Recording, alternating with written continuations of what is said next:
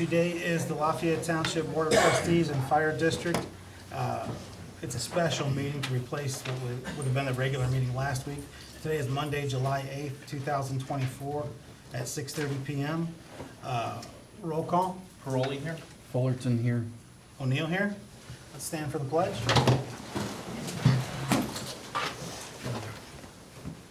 I pledge allegiance.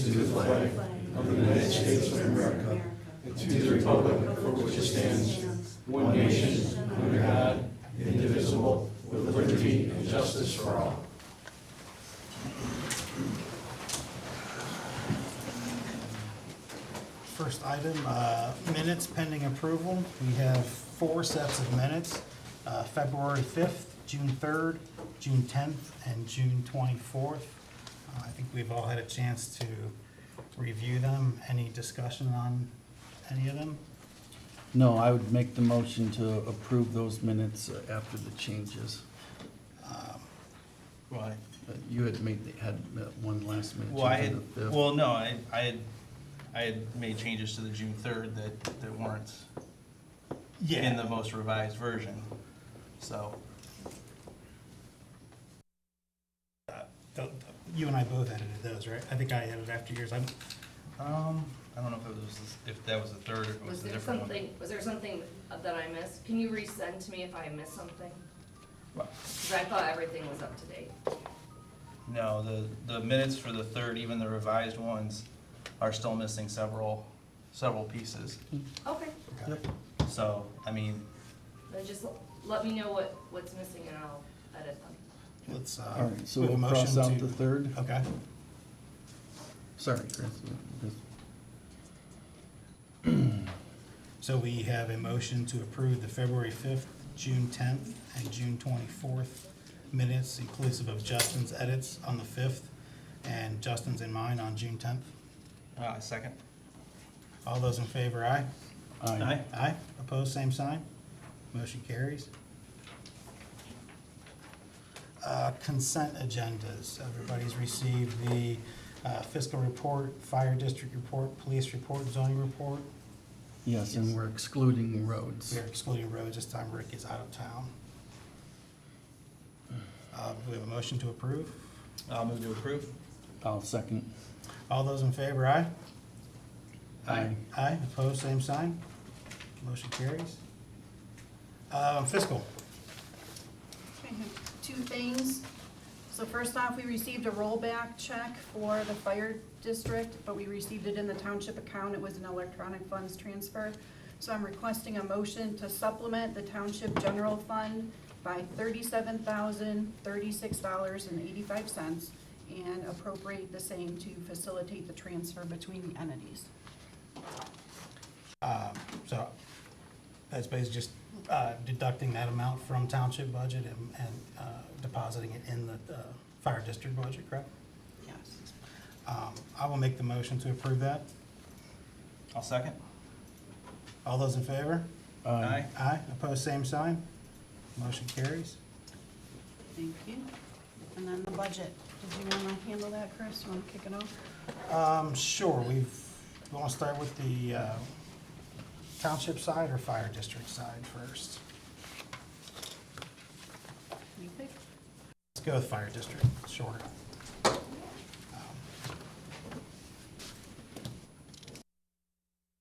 Basically, Laura's got this down to expenditures by fund and under each of the sides, the township side and the fire district side. So for the general fund on the fire district side, we would have a budget of $896,455 next year. This would be for 2025. Chris, could you repeat that? I'm having trouble hearing. That would be a budget for 2025 in the fire district side, in the general fund. $896,000, I'm sorry, $896,455.33. We will be starting that fund with $725,000 at the beginning of next year as an estimate, and ending up with a balance of $575,652.88 as things are now. And again, that's a budget, it's not guaranteed expenses or anything. Comments? You know, I mean, it kinda is what it is. We've had this conversation, but, expecting to spend $900,000 when we know our revenues are gonna be $750 is not sustainable. Nope. But, That's true. you know, so, you know, I don't know, I know we're gonna talk about it later this evening, but without knowing what the outcome of that is gonna be, I don't know how we continue to run $100,000+ deficits every year. Right. And I think it would be more appropriate for us to make a plan based on what we know we're gonna have versus what we hope Okay. to have next year. Do we want to go through each of these line item expenditures here and try to drill them down a little bit? Well, that would be my preference, and I don't know what, Yeah, go ahead, let's talk it out. We've got administrative, other, and it's a little hard because we don't have a long history. Maybe with the fire districts and township are recently separated, but we, spent almost $116,000 on that, last year, I'm sorry, what this year. falls into, That's what we're falls projected into to. administrative other. That's, Laura, maybe you can help us out with what all falls into the administrative other category. So there's accounting, UAN fees, travel meeting, expense, postage, all your contracted services, salaries. Well, salaries is the next line item. But along with salaries, you have OPERS, volunteer firemen, OPNF.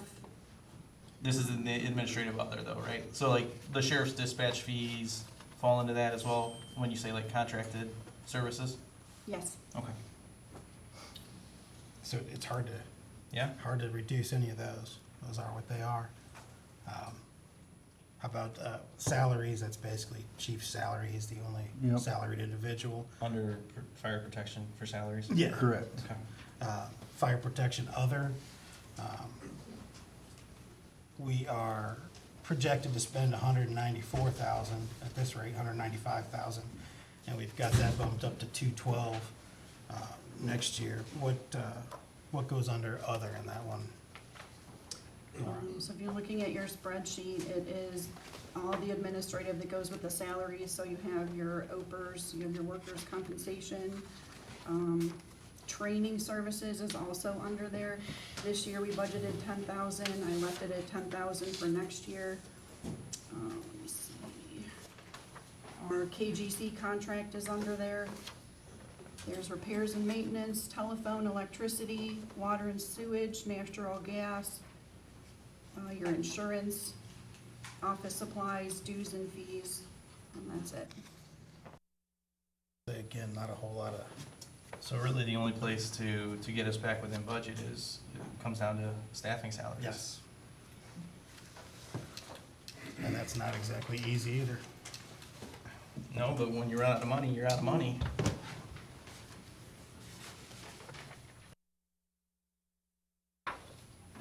Well, It is what it is. You have a well, proposed another. the capital outlay, we've got 53,000 targeted there. Right. Does that cover like repairs, or is that allocated towards purchase of equipment? That's your slush fund Yeah, contingencies, so That's, you could put that's it towards not an necessarily an ambulance, expense, towards. so to speak, that's a category, which would, be a rainy day fund. Oh, we're in rainy day. Yeah, like I said, I mean, I'm open to suggestions on where we pull it back, and it doesn't need to be dollar for dollar, but, you know, I don't think we can, you can't operate, you know, 150 on 750, just to use round numbers. I mean, Right. you're 25% over, we're 25% over our expected revenue. And it's not because we're earmarking a large purchase. I mean, that's just where the operating expenses of the department are at this point. So, you know, again, I don't wanna put the cart before the horse, but, you know, if nothing changes between now and the end of the year, I don't see how we can operate next year spending $900,000. Well, I don't think we have the flexibility for that rainy day fund right now. Like I said, we're in the middle of a storm right now. Yeah. I mean, we can cross that one out. Okay. So reduce that to zero? What else you gonna do? Yep. I would agree. You can't borrow from zero. And then we have salary set it for, between the two, for salaries and other, the 361 and the 80. How close to that 440, I mean, we're gonna be over that this year anyway, aren't we? Well, at the rate we're going, we're projected to be 355 too, at emergency medical salaries. Right, but what's that, medical services other? Is that like their equipment expenses? Social Security, Medicare. So all the stuff that still Yeah. goes with payroll, but Correct. not necessarily like direct compensation to the. Yep. Yeah, I mean, again, I think we have to plan for what we know is now. And again, we can always adjust it if more funds become available. Mm-hmm. But, you know, I think you have to probably scale each of those back at least 10% to get you at least into a more manageable number. Yeah, and I'm assuming that if we roll back the salaries, the other will roll back. Yeah, it should, you know, if you have less payroll, you're gonna have less payroll taxes and workers' comp, So so. if we were to go, say, 72 on emergency medical services other, seem reasonable. Mhm. And if we knock off 35, 30? Yeah, we go 330 for that.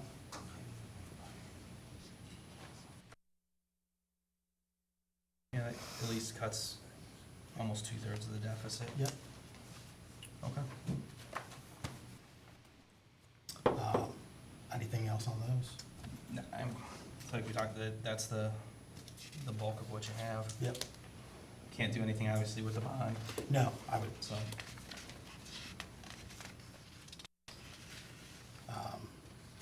so do we have a motion to approve? Well, let's get the math. Okay, So if we just shaved 92, so it'd be 804, 455. Right about Yeah. where we're at this year. yeah. I think this year we did, what, 802 or something? Hoping for the best. Yep. You come up with that, math? Double checking real quick. Yep.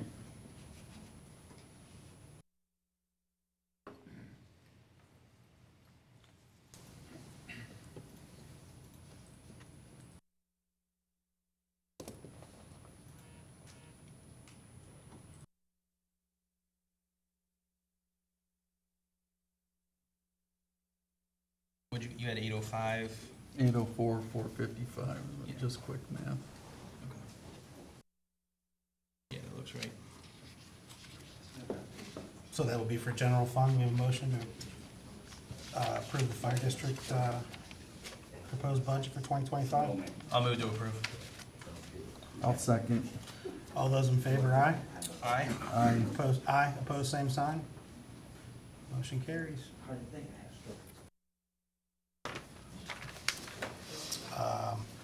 On the township side, we have a few more funds included with that. On general fund, we have proposed expenses of $363,129. That's with a starting balance this year of 484,351 and revenue of 262,436. So we would be projected to end up with a carryover of 383,658 at the end of the year.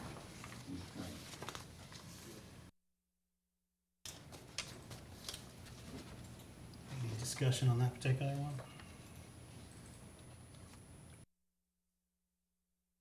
No, I think this year we're doing good. We're right at half, at the halfway point.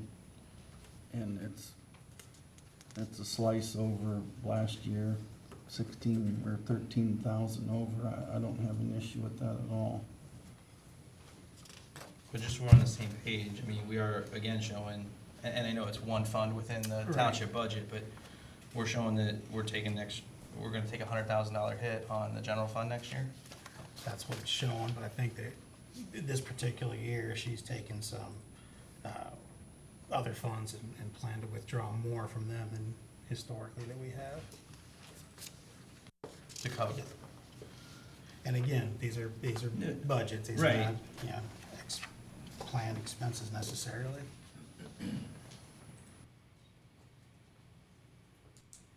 And Justin, under the other, for other state receipts under 2024, that 48,000 was the BWC refund. That's why that's not showing up for next year. Yeah, you said under the intergovernmental other, So page one, the Right. third one up. This Other one state says receipts. yeah, this one, yeah. And so we may get that next year? No, or- no, they Right. do an audit every so often and we got a refund. Gotcha. So yay us, but that's not gonna be. So that's why the coming. revenue was bumped up this year, but we won't have it Yes. next year. I guess, Yep. just looking at the trending, and maybe Laura, you can answer it a little bit better for me. Under the general fund, administrative salaries in 2022 were 34,000, and other was 164, so you were looking at like just under 200,000. And we've got projected for next year over 300,000. Wait, hold on, where are you at? Sorry. On the same general fund, under expenditures, administrative salaries Okay, went from 34, 34, 39 the last 2 years, the current year we're in, and then jumps to 74, 4 next year. So that's a pretty big jump. And then on the administrative other, it was 164 in 2022, jumping all the way up to 232 next year. Again, we're showing just under administrative salaries and others, about $100,000 increase over that 3-year span.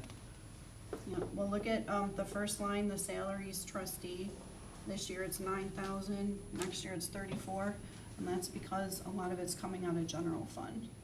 Remember, And- we have to take the fire trustee liaison out of general, so you. So we were previously being able to take it before the books were split. Yep, yep, Mhm. Okay. And then administrative other would be, again, all all the the payroll stuff, OPERS, yep. social security, Medicare. Medicare, benefits. Correct. Any proposed changes to that fund?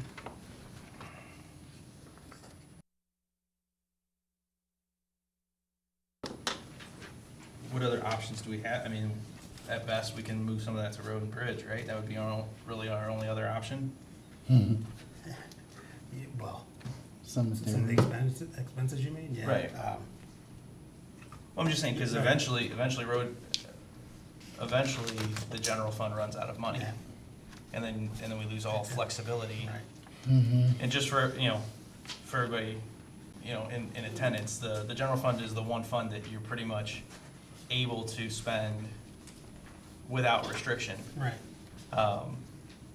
And that, It would be easier on us if it were flip-flopped and we had Right. the budget of the general fund as opposed to the road and bridge, but Right.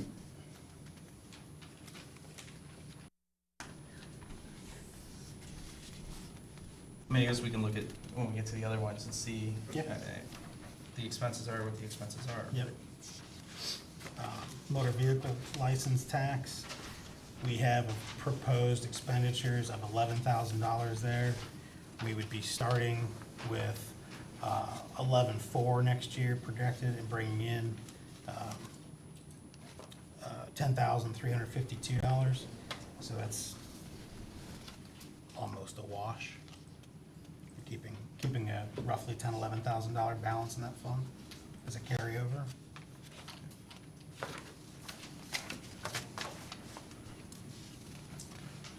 Special revenue gasoline tax. We have a projected expenditures of $80,000. And starting that fund with a balance of $274,000. And ending up at the end of the year with $308,000. So we would be bringing in roughly $115,000 and spending $80,000 of that, and ending up with more as a carryover than we started with. Again, there's stipulations on where that Right. money's spent, so it's very similar to road and bridge, so. Mhm. Road and bridge, we've got total expenditures proposed $535,000, starting this year with $847,000. I'm sorry, starting 2025 proposed, and bringing in $630,000 roughly. We would be ending 2025 with $941,034. I'm sorry, $941,034.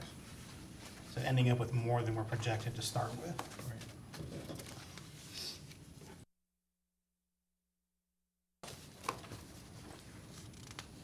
Special revenue cemetery. Again, we don't generally do a lot there. We're gonna have a projected carryover, starting next year of $45,000 roughly, and expenditures of $2,500, and finishing up with just over $46,000. The police department, that's funded completely by the levy, so I don't think there's really anything we can touch there. We're projected to start the year with $115,000 roughly next year, with known expenses of $385,600, and, I'm sorry, that's That's our revenue, revenue. $385,600. And $400. $400,000 Right. for expenses. So over the next few years, we're gonna eat into that carryover, about Right. $15,000 each year. Mhm. That's what allowed us money to we're not collect the extra Correct. Right. that was approved. Special revenue, motor vehicle license tax. We've projected to start the year with $103,361 next year, with revenue of $47,000 roughly, and then expenditures of $47,000. So that would be pretty much a complete loss, or complete wash. Wash, yeah. Then the ARPA funds, that's a category in of itself.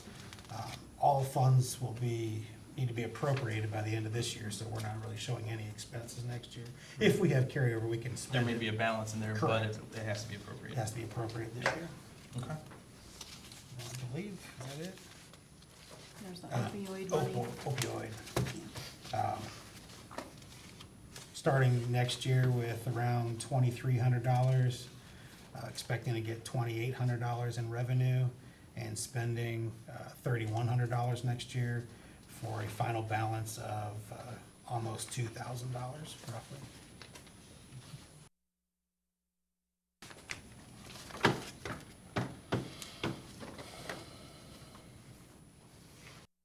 Any changes to any other special funds are gonna be of benefit to the roads and bridges more than anything else, so. Well, and like we talked about, the majority of those funds are restricted in what they Correct. can be spent on and where.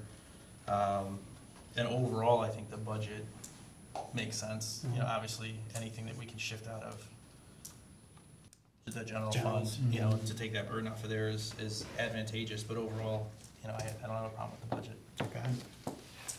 So when we make the motion, do you wanna read each fund and each number, or we're just going with what we have? Cause the only one we changed, no, we didn't change We any didn't in the change any, yeah. township. No, Okay, and this so is good, okay. Version yep, 3 that good. Laura had sent Yep, out. Gotcha, yep, no, that's what I'm on, okay, good. Yep, Yeah, I'd be fine with, I'll make a motion to approve as presented. I'll second. All those in favor, aye? Aye. Aye. Aye, opposed, same sign. Motion carried.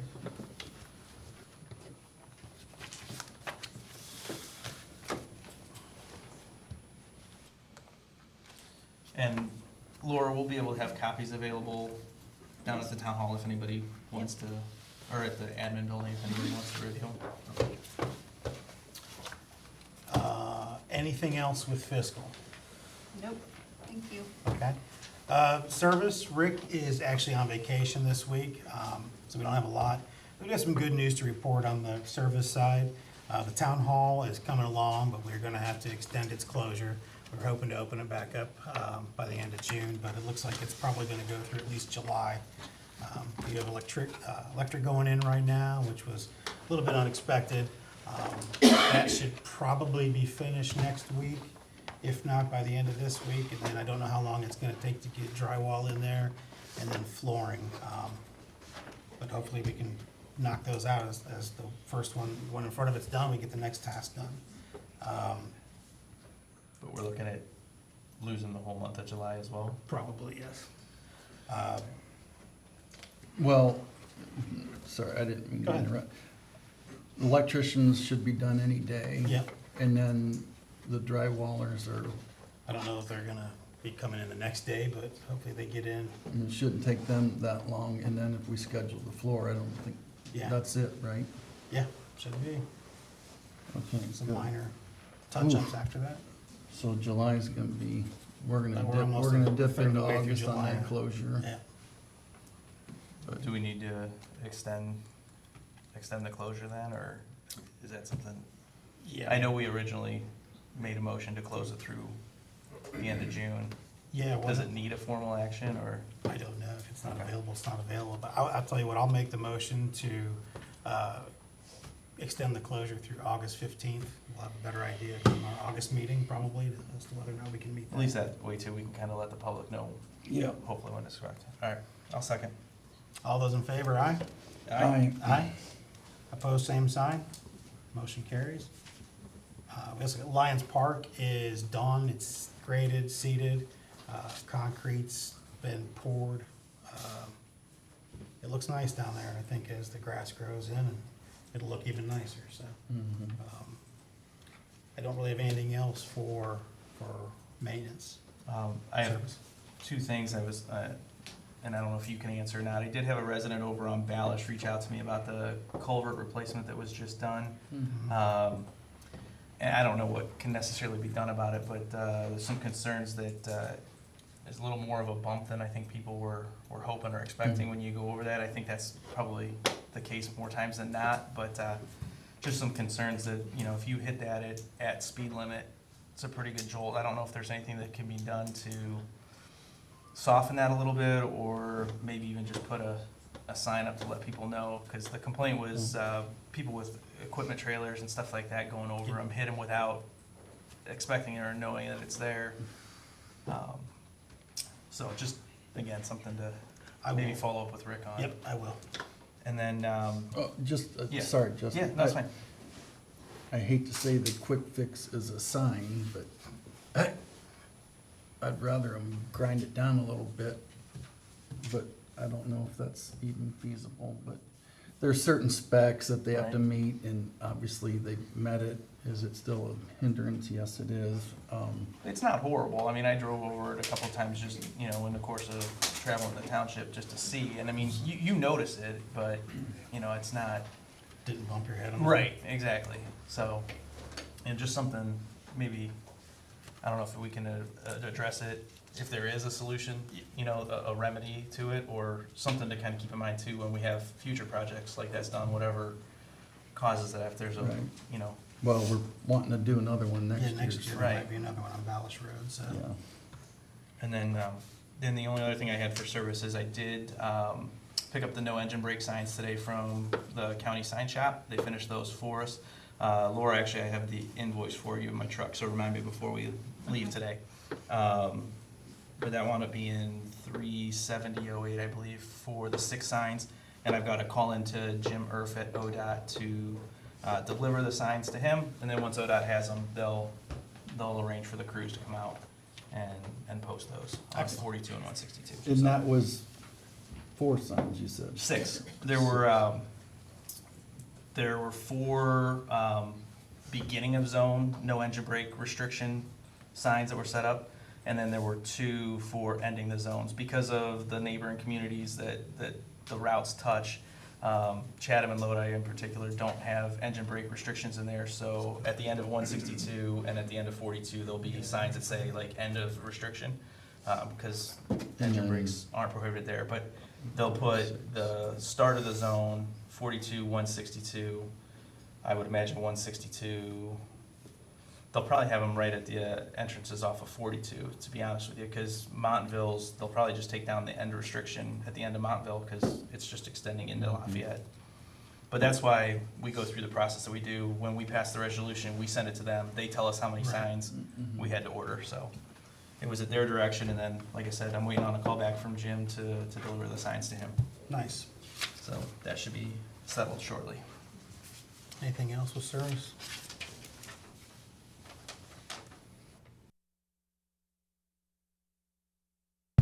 No, I don't. None? Okay, chief, fire.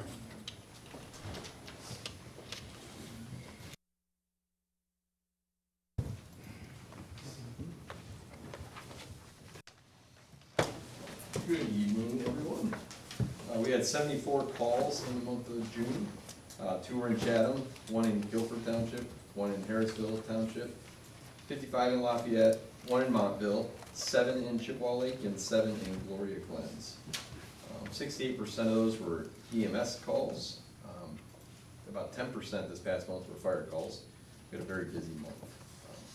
Our average turnout time was 2 minutes and 31 seconds. Average turnout for the year is 2 minutes and 7 seconds. Our daytime calls were 38 and our nighttime calls were 36. We received mutual aid 5 times. We gave mutual aid to Chatham twice. We gave mutual aid to Seville once, Montville once, and Lodi once. Some things we've been doing. Our department participated in the Medina Police Athletic League McCall Car Wash fundraiser on June 26th. You probably saw that on Facebook. Little kids washing our fire truck for the parade. That was a good time. The Society of Medina County Life Steps Camp visited our station on June 27th. We talked with them about fire safety. They toured our station and we demonstrated our vehicles. A wonderful day showing off our service to our special needs community. And our next Community Advisory Committee meeting will be July 18th at 7 p.m. Kelly Parker and Noah Gable will be finishing their firefighter level 2 certification later this month. Lieutenant Andrew Berger and Lieutenant Scott O'Ring completed their National Incident Command Systems ICS 400 this past month. And on grants, we received notification that we've been awarded the Bureau of Workmen's Compensation Safety Intervention Grant for $36,671. This is a 3-to-1 grant. We will be receiving the $36,671.95, and we'll have to contribute $12,223. It's a joint grant with the fire department and the service department. The grant would include new extrication equipment for the fire department and an auger and skid steer for the service department. For a total this year, since I've been here, a total of $173,977 in grants awarded this year. So we're continuing with hydrant testing, and we should be close to completing it in August. Still working on gathering additional ambulance quotes and specifications, waiting on 2 other vendors. Also, I'd like the approval to hire Ed Burgos. He's a firefighter 2 paramedic, fire safety inspector, fire investigator, and has very other special technical certifications to include hazmat and dive rescue. He'll be a valuable resource for our department. He's currently working in Wellington. He wants to come out here and work part-time. So, and then I'd also like to create a probationary fire position at a pay rate of $12 an hour. We've never created a pay rate for newer firefighters, for probationary non-certified firefighters that are still working on getting their certification. This would open doors possibly to local individuals that would be interested in joining the fire department and getting that training needed. So we could get them in here, maybe get them to schools, start the process, get them through Fire 1 and Fire 2, and then EMT. And this specifically, Volodymyr Bovinsky, he joined our department a few months ago, and I'd like to begin to pay him. He's completed all of his prerequisites for Firefighter 1, and he'll be starting Firefighter 1 next week. We're not going to pay him during firefighter course, but we're gonna pay him when he comes in to train with our department, which is only a couple hours a week usually. So, and just sum up the month, we've had 2 major structure fires and 4 serious accidents, and we've had a very busy month, so. Questions for me? So you had, how many fires, how many structures? 2 structures, large structures, so 2 structures, and then a actual, I was on vacation, we had a large structure fire, and then a vehicle fire that was a very significant sized vehicle fire, and then we had another structure fire just a week or 2 ago. So that was a room and content fire. We were able to put it out pretty quickly, but caused a lot of damage to that home. So and we've had some very serious accidents, 3 fatalities unfortunately, and it's been a very tragic month. And so prayers for our first responders as well, because it's not easy doing what we do sometimes. So.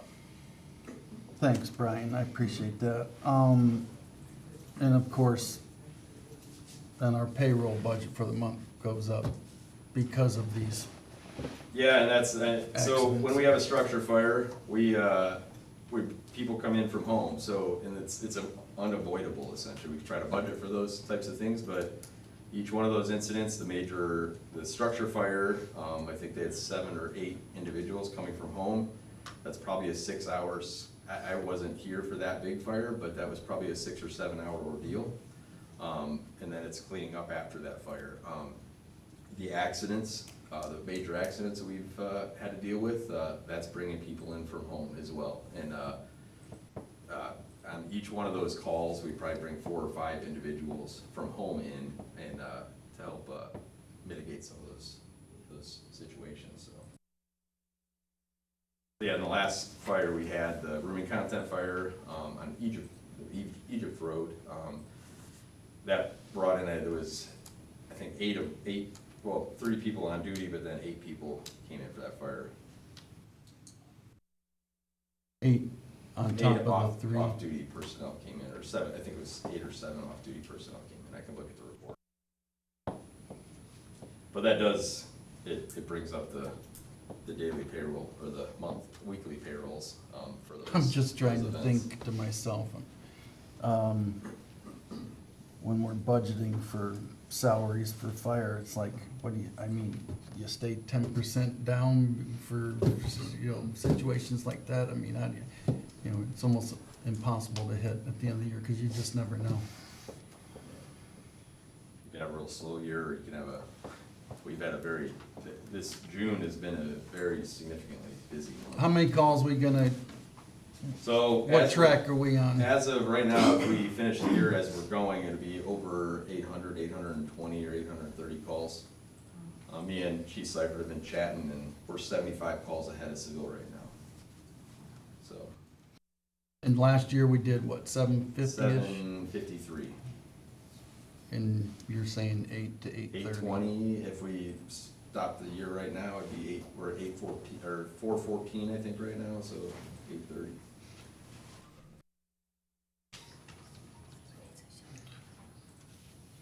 I would make a motion to bring Ed Burgos on the fire department. Pending background check. Yeah, Sorry. absolutely. He's already done his background check. I'm sorry, I always forget to say that. All right, so he's done- My he- bad. he is Yes, done with that? I haven't gotten it back yet, but he's done his background So check. pending a good I- background Yeah, check. right, Yeah, I'll second. All those in favor, aye? Aye. Aye. Aye, opposed, same sign. Motion carries. And what's the discussion on the probation period money in the situation that we're in right now? And I understand what the chief's saying. I mean, it sounds great. It would be great to be able to do, but when you're already over,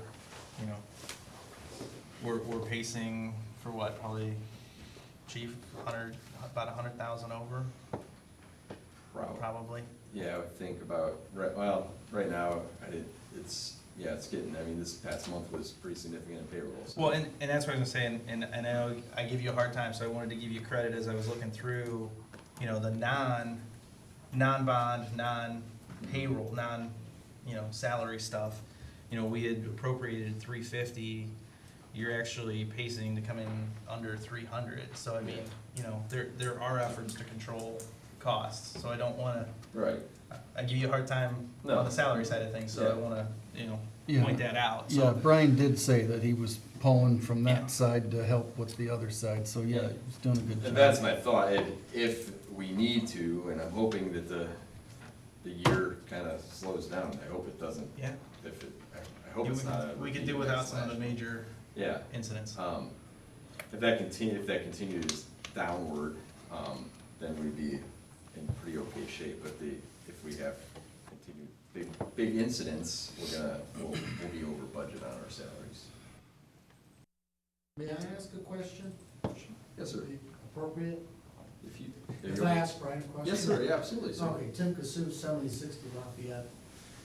You've stated in the past that, when you have a squad call, the insurance will pay a certain amount, and then because they're a Lafayette resident, we forgive any balance that's not paid by the insurance.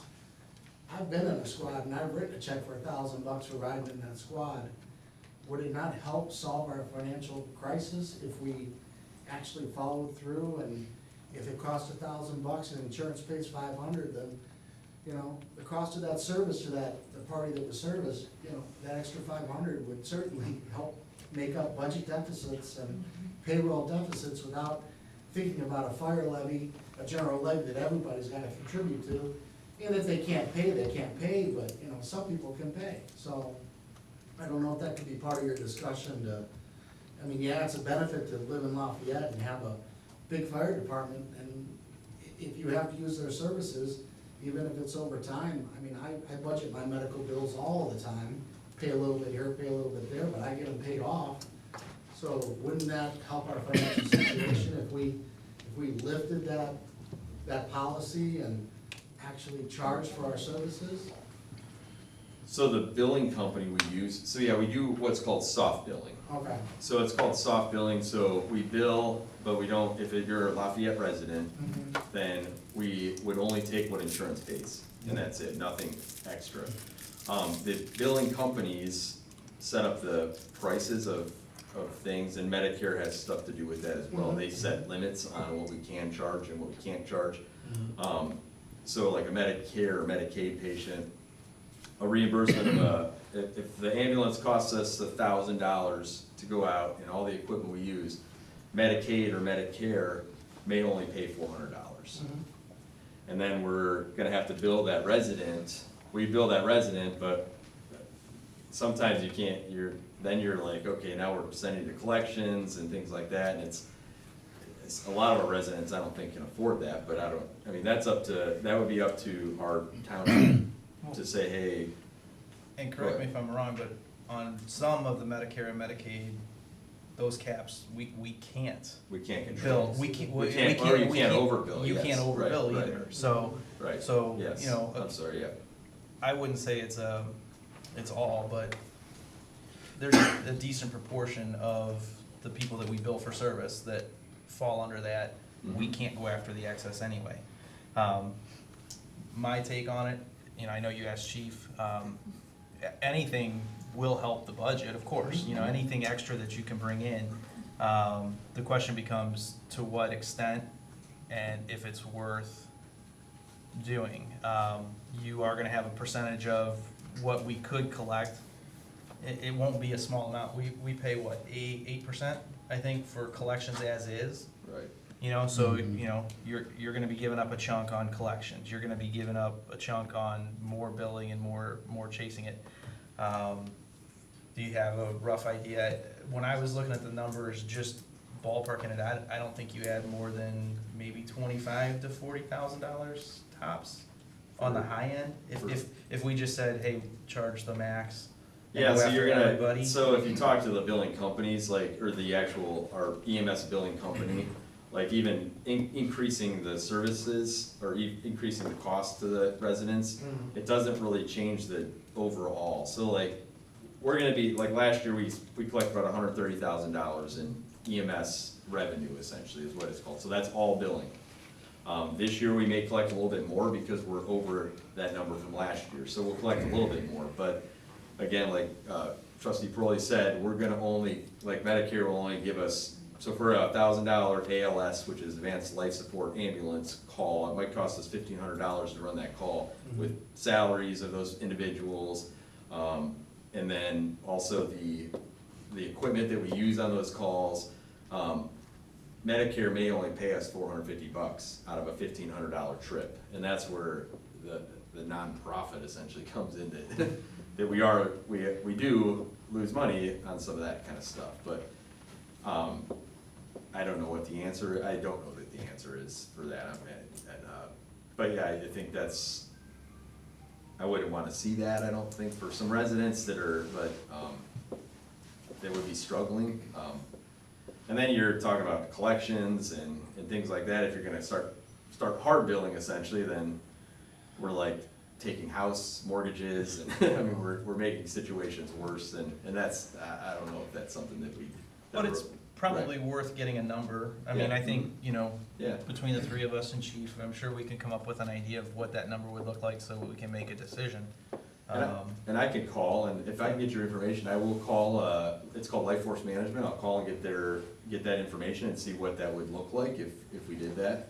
And see, she could, our representative could tell us maybe what our projection would look like. Projection would be. Yeah. I'll follow up with the trustees later. Okay, yeah, Thank you. yeah, I'll get that information out to them. It's a good question, though. I think there's no dumb question, like, when Well, it comes to if trying to you save want to money. continue the staffing at its current rate. Everything we And we're can. operating at a deficit, even if you collect an extra 50 grand. Yep. I know it's a hardship, but It's true. Yeah. Brian, when you call, can you just ask where we're at on our billing? You know, are we in the middle, are we on the low side, high side? Because I know, what, was it 2 years ago, Chris? We Yeah, raised, yeah. we were so darn low, and we got it up, but I don't think it's up high enough. And these are for non-resident billing, the Right. hard billing. Yeah, I haven't adjusted the numbers or asked for an Right. increase, and you guys would have to vote on those increases, right, so we yeah. can talk to her about that. I check it every month, it's usually about 2 to 3 months behind. So last year's is complete pretty much, but, this year, we're probably about 2 to 3 months behind on the billing, which is typically what it is, so. Yeah, I'll talk with her and get that information for you. if you get a levy prepared for the 25 taxes, that's the reappraisal year, then you'll be able to collect the maximum amount for, that next 6-year period. It seems like we're trending that way. I don't think we have any other choice.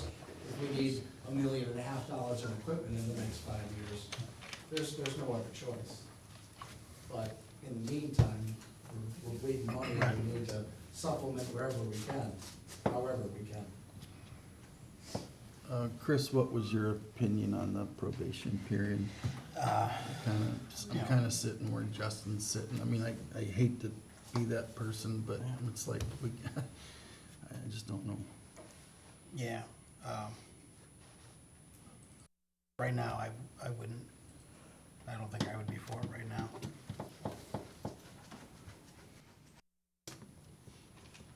Brian, what was the third thing? I forgot it. I was listening to Oh, it. the grant, we have to, if you guys want, I don't know if With you want to make a the- motion to accept that grant, or, With Oh, it the being, BWC? with it being joint and being applied for through the township, since Bureau of Workers' Comp treats us the same still, our contribution can come out of the township? Laura? Yes, Oh, I'm sorry. We can kick in out of the township so it doesn't come out of the fire district budget? correct. Okay. That would be Yeah. the. Yeah, it was a combined, now, next year, just to jump the gun, next year it's gonna be split, Brian? Or is this the last year that was, it was the the grant? BWC. BWC? Oh, I don't know, but we are covered by BWC on the fire side through the township. Right. Yeah, right, But right. I think that's not changing, is it, No. Laura? No, I No. don't think so, we're all gonna, it's always gonna be the same. A joint entity? Okay. So, we qualify for some more money up to the max amount of like 53,000, we're just under that for for this grant, so we could potentially apply for a smaller grant next year. This is a 3-to-1 grant, so Right. we pay, or they pay 3%, or or $3 for every 75%, one of ours. 75% of it, and we pay 25% of it. Yeah, I would make a motion to accept the grant. And to And- clarify, you're talking about taking the entire $12,000 out of the It was township. 13. So I broke it down by percentage. So it's $12,223. If we took 8,000 out of the fire district and 4,000 out of the township, then it would be that $12,000. But I don't know if that's something you wanna do, or if you wanna just take it all out of the, so, I don't know. That's up to you guys. You tell me. I would like to maximize the portion that the township side kicks in, obviously. I think we would all agree with Yeah, that. I would agree with that. But maybe that's something we need to, So 66% of the equipment that we're purchasing is for the fire department. But what's the to- 33% is for the, But what's the total value of what the township's getting for the service department? it's at $17,546. I'm just saying, I mean, I don't care if we get clarification to make sure that it's okay. I don't know if that's something Laura can just do Can- through, I would, you know, with the auditor, but you made the motion to approve. I think we approve it. The I question think is we just approve it where we take the money from, and I think we Yeah. allocate as much of it as possible from the township, you know, the township coffers, I would agree. Yeah, you know. yeah, I'm following you. I will second the motion. All those in favor, aye? Aye. Aye. Aye, opposed, same sign. Motion carries. So is that motion to accept and appropriate the money then? Okay, just making sure.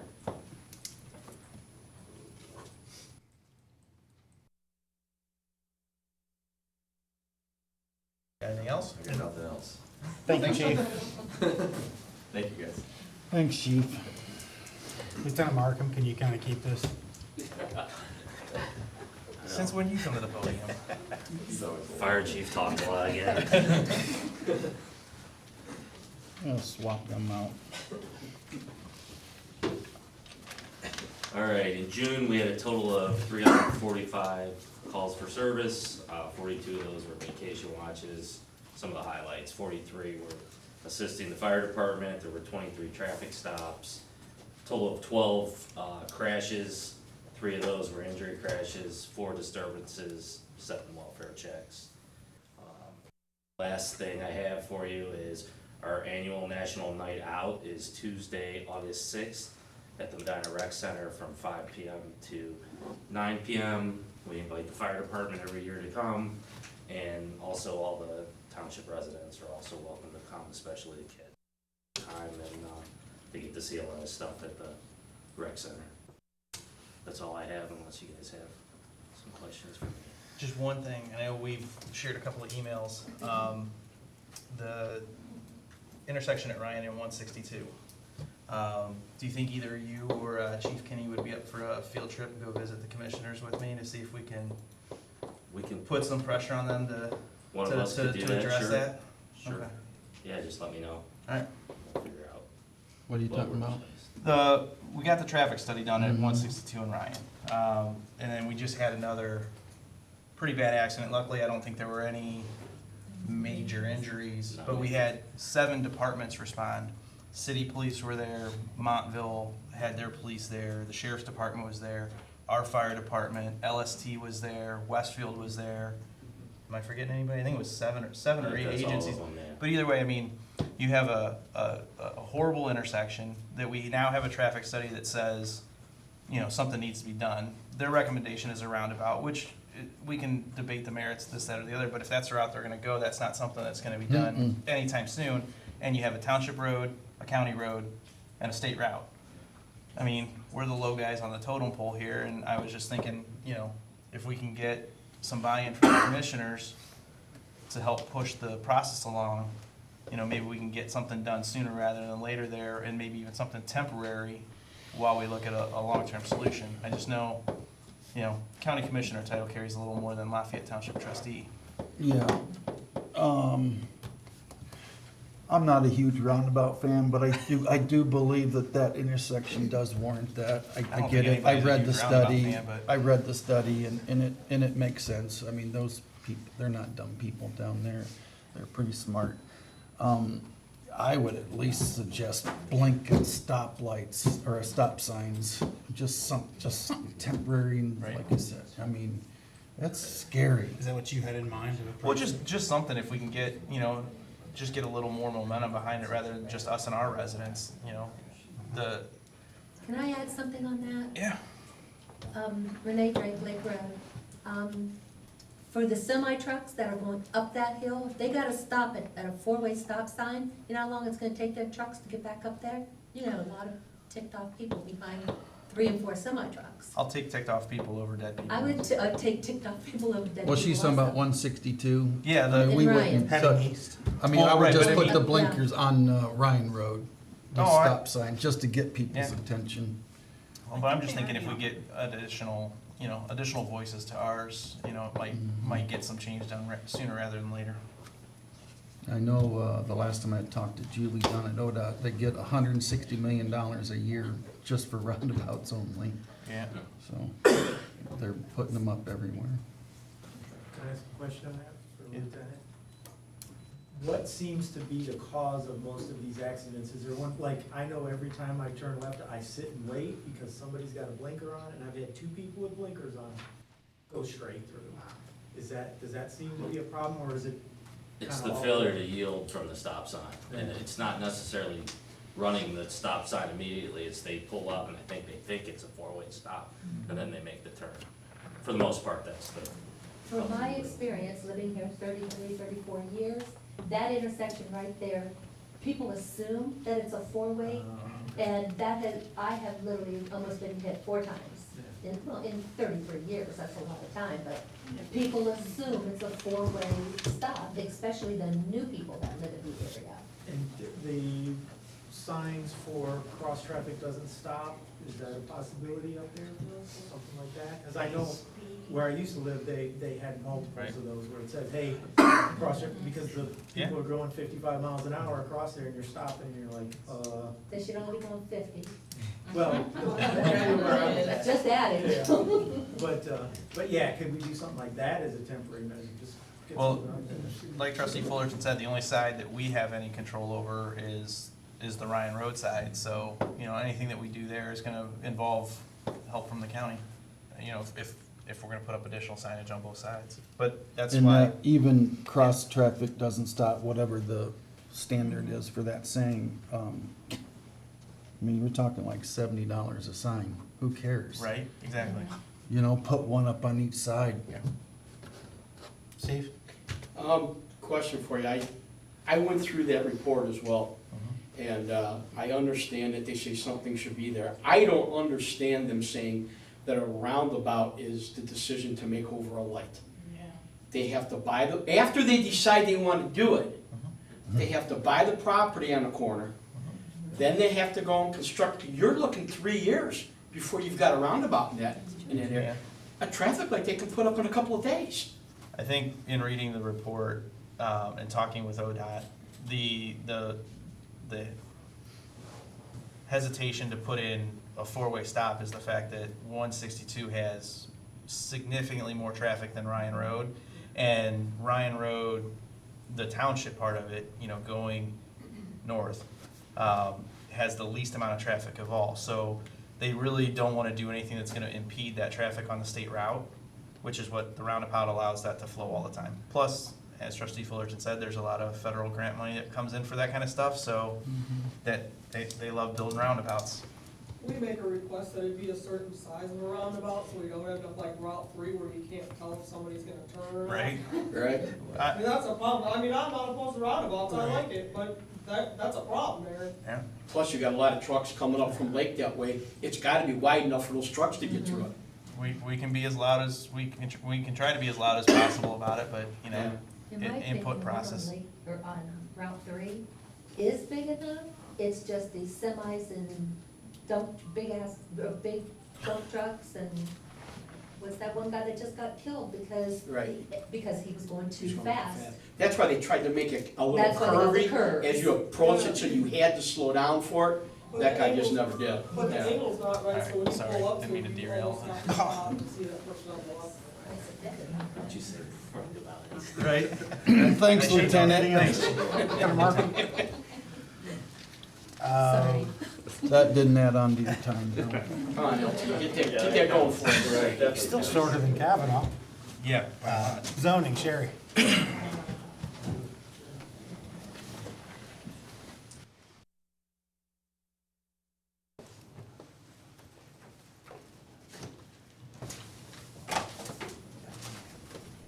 Good evening, everyone. For the month of June, the zoning fees that were collected were $5,473.66.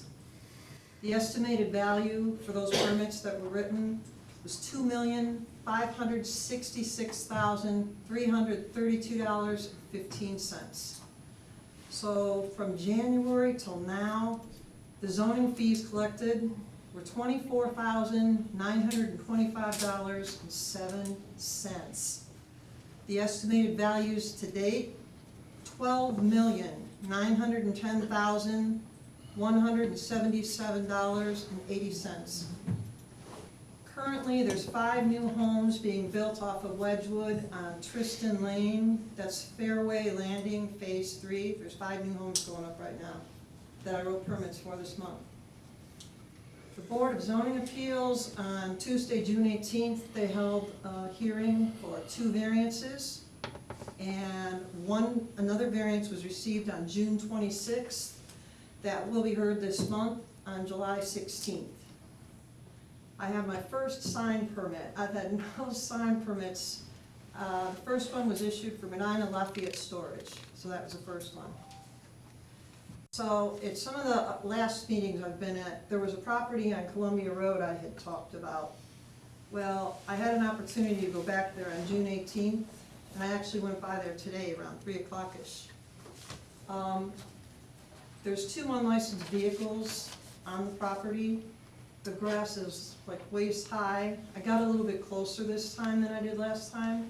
I was gonna go inside, but I noticed there's like no windows and there's no door, there's no front door. So I reached out to the trustees. I thought, you know, I don't know that I wanna walk in there and like end up in the basement. It's a ranch type house. So I called the Medina County Building Department and I spoke to building official Richard Nelson. He's gonna go out. He said, don't go out there. He goes, he'll check the property. He didn't say when though. He said, then he'll write a letter to the homeowner and they'll have 30 days to do something, and at that point, the township will have to decide what to do if the property is deemed condemned. So that's where it ends. He has all my contact information. He'll get back to me. Palker Road. I go out there about once a week. I was out there today, a little bit after 3 o'clock. There's one parcel on Palker that I'm not gonna talk about anymore. That's the one that had the tent on it. 2 people were interested in the property. That's fallen through. I walked there. The grass is above my knees now. I'm not gonna get ticks on me. I'm not going back in there anymore. It just has high grass, and zoning doesn't do anything about grass. So if somebody that lives near there has a problem, I would suggest you call the health department. Palker Road. I was there today, and did you see my truck there? I was there. Yeah. Okay, I won't pull in the driveway, there's glass and stuff Yeah. like that, so I just parked that on the road. They have, out near the road, the only thing they have is they have probably about this high sticks and branches and stuff like that. The lawn was mowed, the lawn was weed whacked, the boat is gone, did you see the boat gone? Yeah, we Mhm. watched them take it out and I went up into the garage and Palker Jr.'s girlfriend went in and got him and he came out. They're working on the backyard now. The backyard, they've never let me see it. That's how bad it is, and I'm not gonna push the issue.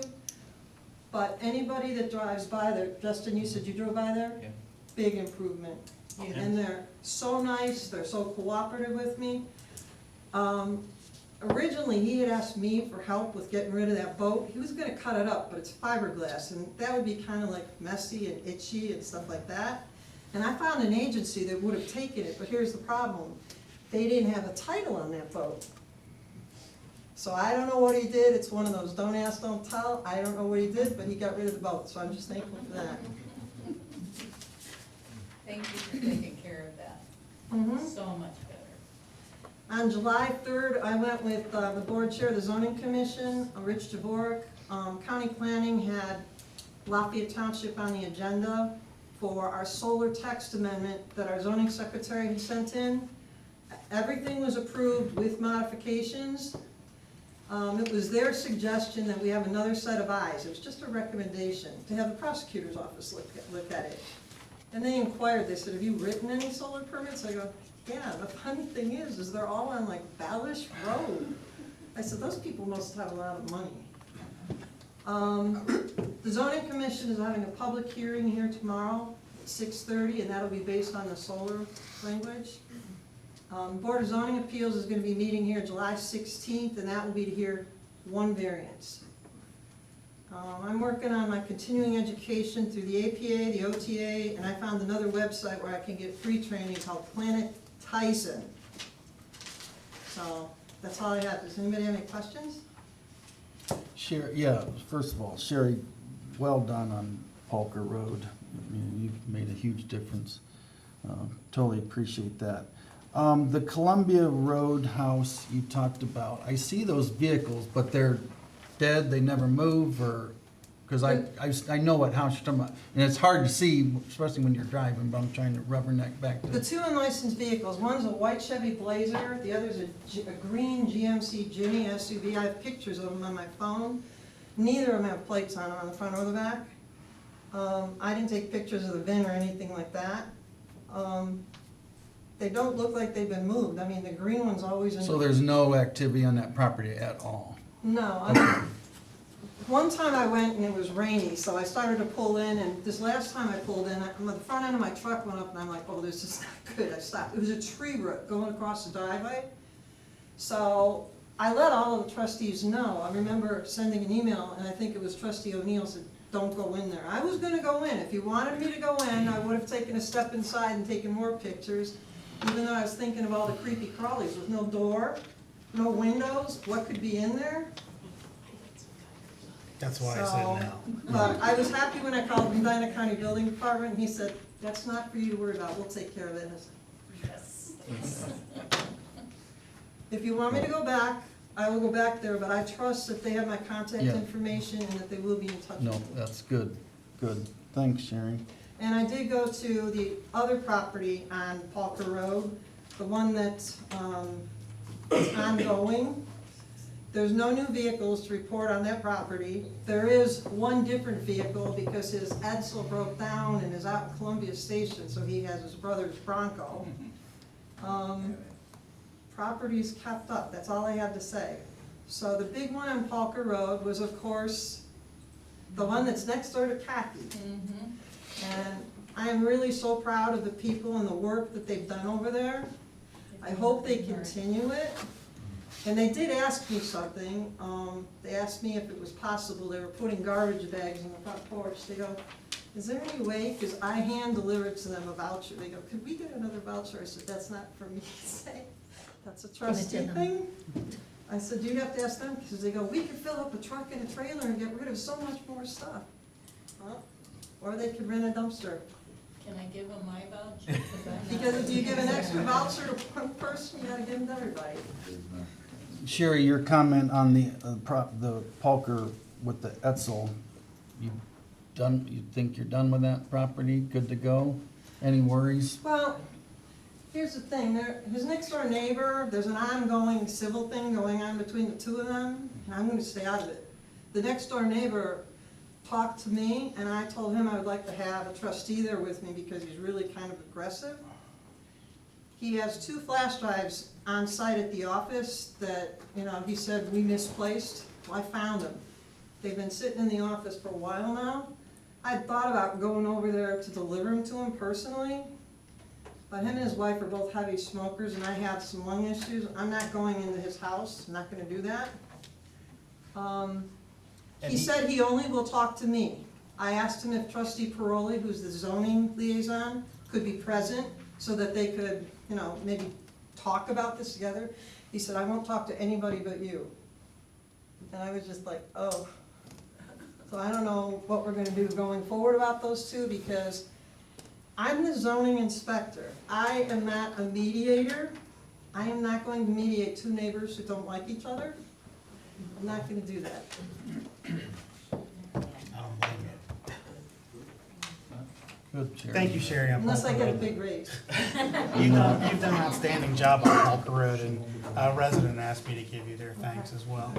And, Before we move off zoning, and I don't need Sherry for this, but to piggyback, the first thing that she mentioned, just so that everybody's aware, the solar panel language, the zoning commission is gonna be meeting tomorrow to review it with CPC recommendations. Depending on what they do, should they approve it, it'll come to us, public hearing.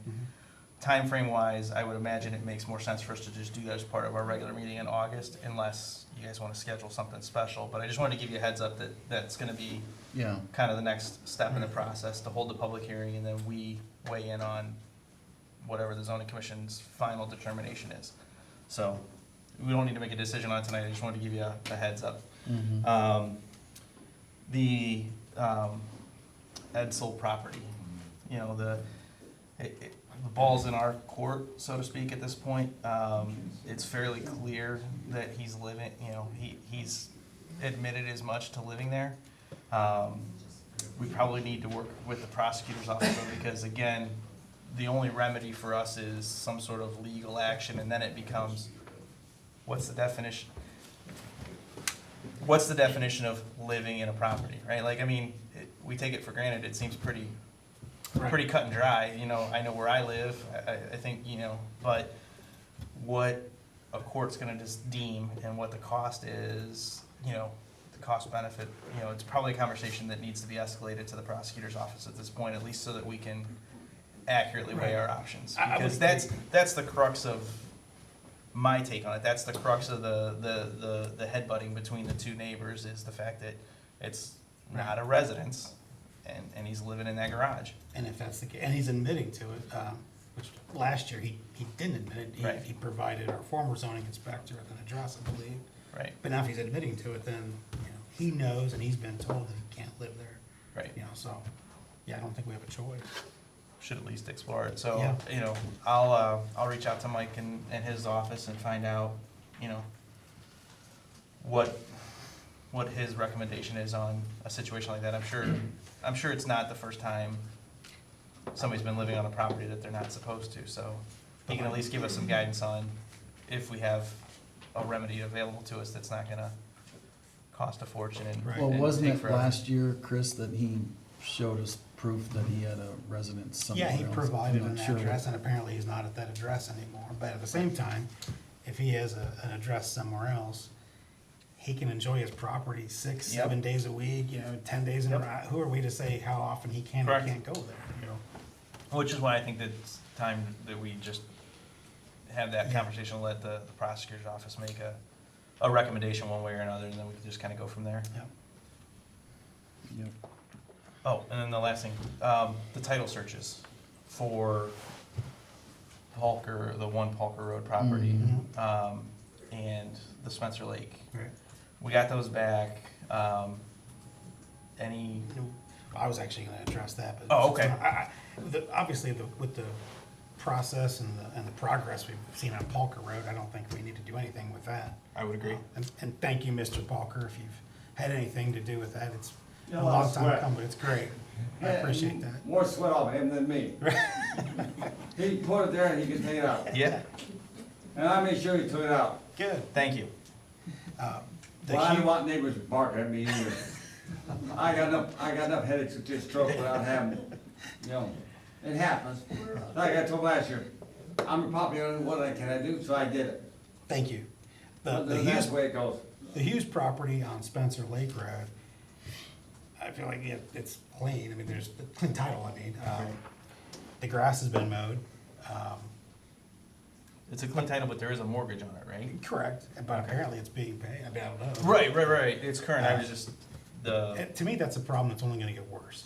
It's gonna fall on us one way or the other. I'd rather do something sooner than later before it. but what are we gonna do? That's the thing, I mean, I think we should, first step, I think we should get 3 quotes on what it would take to demo it, knock it down, to raise it. We can, whatever the cost is, we can put that on the property taxes, much like we did the Balker Road property a couple years ago. Eventually, we'll get it back. May not be right away. Maybe the bank pays for it up front. I mean, I don't know. Do we, because, I mean, the title search wasn't real clear on what the mortgage is on that. No. I mean, the original mortgage was 140, but there's really Oh. no way to know. Yeah. Because that ultimately becomes Right, does the the question, bank right? have If that thing's been, you know, Right. if there's over $100,000 in debt on that thing still, Right. there's no, you know, Yeah. there's nothing to recoup. You demo it, you sell the empty lot, you know, the Well, banks. we wouldn't own it right away. We just charge the tax bill. Yeah. Wells Fargo's gonna take a bath on that one. Or they're gonna fight us on demoing it, but, Or maybe they Yeah. pay full cost. I Okay. mean, if they're not aware of the property, we don't know whether or not they're aware of the condition. no, they're probably not, Yeah. because the mortgage is being paid, so, Right. yeah. So, But they're paying to mow the yard. Wells Fargo is? Alright. So what's the next step for us? I just wanna see this drag out, you know what I mean, like I you would said, it is. recommend our first step is to get 3 quotes for it, and then we can make a decision next meeting on how to move forward with that. Okay. You wanna take care of that with, Yeah. you know, I figured Rick can probably help facilitate Yeah. that as well. Yeah. Alright. So that was, What do we need to get legal authority to demo it? I believe we have pretty much the process in place with the building departments, or the health With department. their declaration? Declaration last year. So we probably just have to hold a hearing like with Parker Road. I'm not even where- sure we have to hold a hearing, but we would have to make proper notifications before we start. Alright. Alright, I'm done with zoning then. Okay?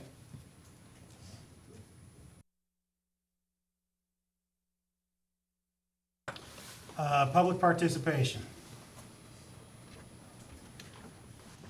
Let's go to correspondence then. Nope. Wishful thinking.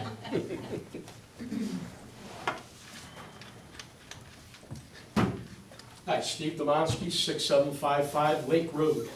Quick question for the board. I was wondering if we've made any progress at all on getting information and costs and everything for microphones for in there. Yes. If anybody started, that'd be great. It's in the docket. Okay, very good. Thank you. See, that was an easy one.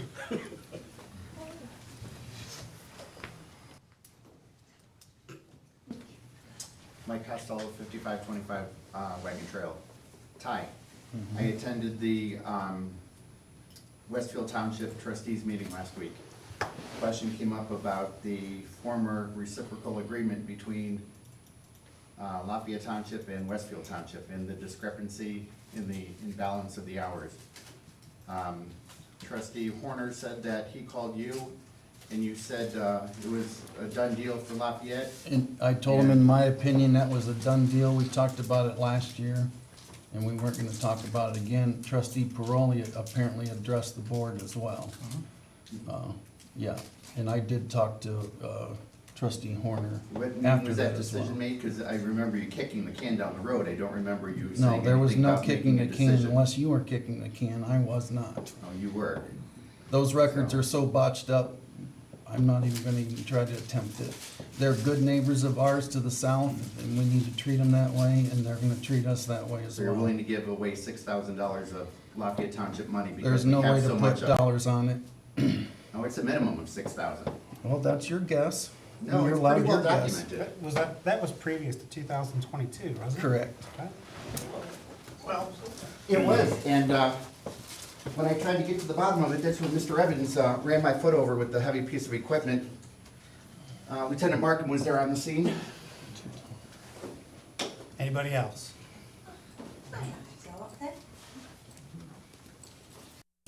I wrote it in an American way, so you can understand me. Kerry Ballard, 5535 Wagon Trail. Before I start, Mike and I went to the fire that was up at, is it Grove Crow Lane, just up the top from us. And we got to watch our fire department in action. Chief wasn't there, but we had Tim Holzman there as the acting chief for the day. They did a phenomenal job. I didn't realise how bad that fire was. On the front of the house looked like it was saved. Going on the back of the house though, the house was gone. And we see the work that they do and we appreciate it. I'm also on the fire department's the advisory committee board, isn't it, Ryan? So I get to see the work that the fire department do, and I just like to thank them for what they do because it's really appreciated. And I think if ever there was a fire at my house, I hope they would come and do their best for us as well. So I am going to read this out.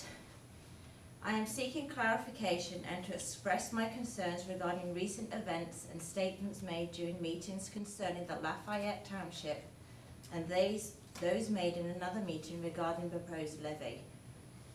During a recent meeting for the Fire Association, one of our trustees informed the fire captain that the levy had already been decided by the trustees.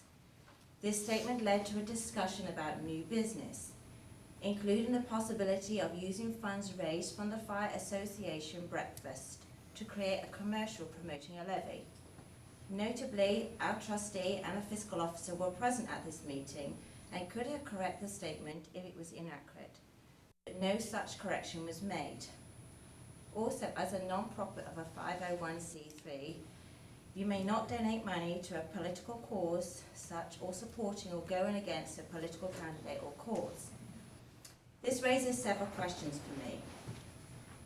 Why was it stated that the levy had been decided without an official vote during a public meeting? As trustees and elected officials, it's your responsibility to act transparently and in the best interest of all residents, not just for a few individuals who may benefit from a decision.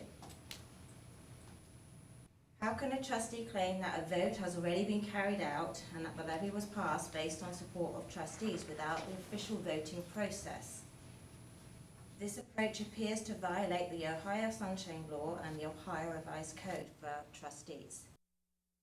Furthermore, during a special meeting, that same trustee announced that the prosecutor's office has received the paperwork and is questioning the fire department's entity. Consequently, the trustees cannot proceed with voting on the levy issue as the prosecutor's office is now reviewing the documents sent to them from the trustees. This development clearly indicates that the levy had not been voted on or decided. Thus, it was dishonest to inform our fire captain that they had the votes from the trustee, and it's illegal to make decisions on township issues in this manner. Additionally, I have concerns regarding the use of funds raised by the Fire Association Breakfast Fundraiser. I myself, and I know a number of you here also, were part of raising funds for it. These funds contributed by the residents are intended to support the Lafayette Fire Department, helping to alleviate financial burdens and ensure the department can operate effectively. Yet during the same meeting, the fire captain requested a $1,500 check to be paid directly to help him to establish a new non-profit business, and that check was given to him then. This request is troubling given the financial presentation by the chief, which has highlighted a severe debt and an operating deficiency within the fire department. Therefore, I ask, why have residents been given conflicting information about the financial status of the fire department? In previous meetings, we were assured the department was not in deficit, yet our chief's presentation describes a deficit situation, which was not corrected by the fiscal officer or the trustees if it was false. As residents, we rely on your honesty and your integrity to serve our community effectively. We do deserve transparency and truthful communication about decisions that impact the safety of ourselves and our homes and the finances. Carrie, I think you're confused. Not to say you are, but I think you may be. There's a big difference between the fire district and the fire association. Two different entities, right? Steve is the president of the fire association. He's in charge. He raises tens and tens of thousands of dollars that they donate back to the fire district. And the only truthful part of that statement, I think, was that the prosecutor's office was typing up a resolution. That's their job. We rely on them to do that. There has not been a decision by any trustee saying that it's going to pass or fail. That's up to the community to vote, not us. And we'll be doing that here shortly. Hopefully we come to a determination. Steve, you want to add anything on the difference between the fire association and the fire district so people understand the difference? Two separate businesses, period. Two separate businesses. The trustees have nothing to do with the fire association. No, it's just when we volunteer and the community come out and they pay monies for the breakfast, and that money is to go towards the fire department, because that's what the association is doing, is creating finances for the fire department, and then to see that Correct. It's a complete misstatement. it's not, so the breakfast Bylaws money clearly is not state- supposed to go to the fire department at all? Well, it can. It can go to whatever the members of the association want it to go to, Why do we call it the district association? because that's what it's called, and it has been called that since 1957. Okay, so we can, so anyone then can come and ask for money then, so we shouldn't have on our form then, when we are asking the residents to come in and provide financial aid in any way, or donations to it, then that it's going to the fire department. It should then have a separate thing Not a that's single form that has ever been published in the last 23 years. on That's the a breakfast donation going to form the though fire that we department. had given out says it's for the Lafayette Fire Department. Fire District, it does say that on there, and that was that blue one that we had, the poster that went out, it does say that. It just concerns me because if we wanna support our fire department, which is what I wanna do, I wanna know that my monies is going to the fire district for you, because I don't wanna put it